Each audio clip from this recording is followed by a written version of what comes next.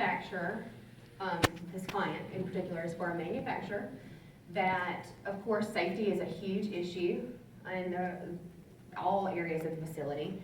They have to have people who are compliant, that follow rules. There's a no tolerance policy for breaking safety rules. I will kind of redeem myself. This is another dimension. Why I score so low on this is I am inclined to bend the rules. I'm a consultant. I'm an entrepreneur. I want to come in and tell you what to do it on my own terms, and then leave. And hope you do it. Let's be honest. Let's call it a spade, right? I do have initiative and effort, which is another thing that counterbalances the fact that I may not be rules compliant. But what's more important to me? Innovation is more important to me than compliance. In some environments, that's great. In some environments, it's not. It's dangerous. They're neither right or wrong. If you're more compliance-oriented, great. If you're more innovative-based, great. But it's going to be awful if you're the innovator in a compliance-driven organization. Anybody? Some people are nodding their heads. You ever been there? Ever been there? And it's going to be awful if you're a rules person and you're in an organization that's haphazard, that's fly by the seat of its pants, that's not, right? So we've got to be able to get at that. The interesting thing about this is that this assessment is something that we did for this client. Their turnover has gone down 50% since we implemented this pre-screening assessment. Why? Because we did the first thing. We assessed both parties. So we're used to giving clients pre-screening assessments, right, or potential employees. We give those to them a lot. But do we ever assess our organization to make sure that we're assessing actually what behaviors we exhibit that show our values? So we did an organizational analysis to define those values of this organization, and then we found the assessment that worked for them. So that's when you get the results of turnover going down 50+%. That's when you get the marriages that last, because you assess both parties. When's the last time you assessed your organization to figure out what your values are as demonstrated through your behaviors? And I would suggest to you one of the best ways to do that is to give the assessment to your people and aggregate the results and see what the averages are.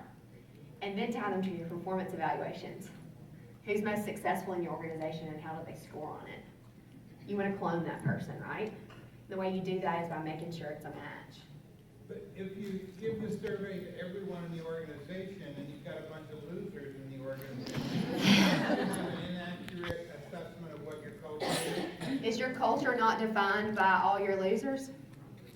But you don't want to be a loser company. Right. You're a winning company, so I need to fire those losers and hire our culture. Yes, to redefine your culture, to reshape your culture. I'm thinking you should give the assessment to the best people, to the leaders, to your role models. I want to clone this person. Yep. Not everybody in the whole organization. Yep, that's a good point. You could give it to everybody in the organizations and do it both ways. For your terrible folks, you want to make sure that you find something to screen that does make sure they stay out, right? So, great point. Great point. You want to keep the good people and get rid of the bad, and then continue to hire based on that good. The other thing that I think I really learned from dating sites in this is you got to define behaviors very early on and get at those very early on when you're screening candidates. The next thing that you do is you got to define your non-negotiables early on and screen earlier on for that. So, who of you would go out on a date with these two folks? No, some people, Come on, Brad Pitt. I don't know what's her name? Goldie Hawn's daughter. Kate Hudson. Some of you said, Christina back there's like, yes, give me Brad. And all his kids that come along with him.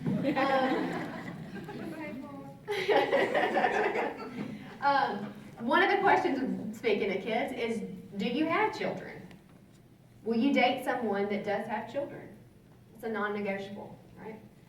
What if You saw both of them smoke. It's one of the questions on the assessment. Do you smoke? Will you date a smoker? What's your religion? Will you date someone that's in these following religions? Will you marry someone that's in these following religions? Do you drink? Will you date someone who drinks? How much do you drink? Are you comfortable with someone drinking every day of the week? Are you not? They ask all these things in this assessment. So the interesting thing is, it screens them out before you even see them.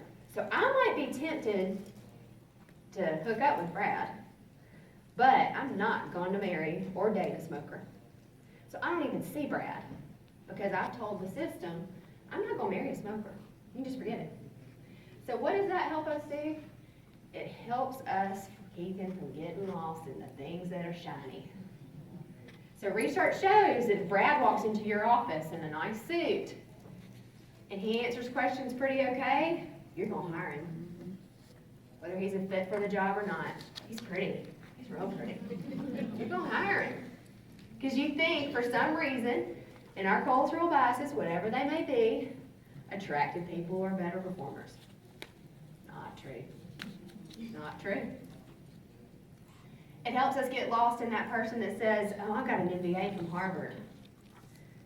And they're innovative and you're a rules-oriented organization. You're not ever going to see that MBA from Harvard because he's already been screened out. You define your non-negotiables.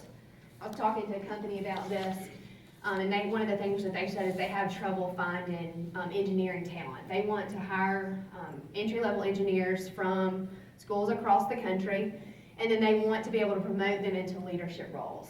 So they want to keep and retain their engineers and transition them into management. They have facilities all over the globe. So one of their non-negotiables is, will you move? Are you willing to move? Some people are and some people aren't. That's not right or wrong.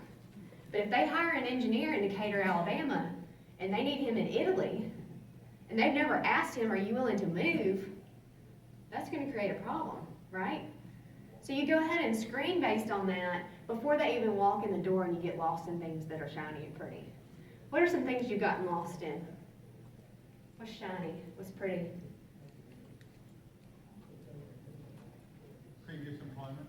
Previous employment or previous employers? That's a good one. Education. Education. School they went to. What school they went to? Yep. I know when I recruited for Blue Cross, I recruited for accountants and auditors at one period. Oh, I love those Big Four folks because I knew that they had great experience and they had that work hard mentality, and they were coming to Blue Cross because they wanted a little more work-life balance. Usually we could get them because they knew that they could have more of that there. Their values had changed. Usually they'd worked hard 60, 80 hours a week throughout their 20s, maybe early 30s, started to have a family and said, I can't do this anymore. And that's how we won. Their value structure shifted, and we were able to win on that. What else you get lost in? They're recommended by somebody. They're recommended by somebody. And that person that recommends them may be your superstar. Could be your values. Could align with your values. Great. So I would encourage you for right now to take a minute to make a list. Jot down a few things that you get lost in that are shiny, that don't predict success. So for example, Google's done a lot of research on this. GPA, where you went to school, like what Jennifer was talking about earlier, don't matter. They've proven it. Doesn't matter when they've looked at the data. What doesn't matter that you're still screening for? Take a few minutes to jot something down. Or take a few minutes to jot something down and think it may not matter, but you need to find out and see. So I'll give you a minute to do that. Is that a member of Human Resources sets in on all of the interviews. Okay. That's quite interesting. Okay, great. What value do you feel like that brings? Well, it gives Human Resources insight into management questions. A lot of times managements are not asking the right questions. Being there helps us to see what they're doing and what they're asking. How you might be able to train more effectively or put processes or systems in space to make it better. Great, okay. It also keeps the managers from saying things they shouldn't be doing. Yeah. Get in trouble. Yeah, I had a career client call me one time, and she was interviewing with an HR manager that I know. And she said, you would believe this. She asked me if I was planning to have kids. No. And I thought, oh my goodness. I almost called, I couldn't do it, but I almost called her and said, girl, you're gonna get in trouble. Please don't ask that question. Please don't ask that question. Okay, what else? What'd you learn from your partner? Mhm. We actually work for the same organization, but one thing that we do is, yes, we've got our job descriptions and qualifications, but we are very customer service based, and we actually have our applicants go through a customer service audition Cool. to assess their customer service skills because of our guests or our clients that we use. Okay, how do you do that audition? It's a 2-scenario role play, Okay, where we have our managers who have their expectations, and then they rate, eye contact, smile, were they genuinely concerned about the situation? That Great. sort of thing. okay, cool. Anybody else? The reason I asked you to do this is because talk to each other. You can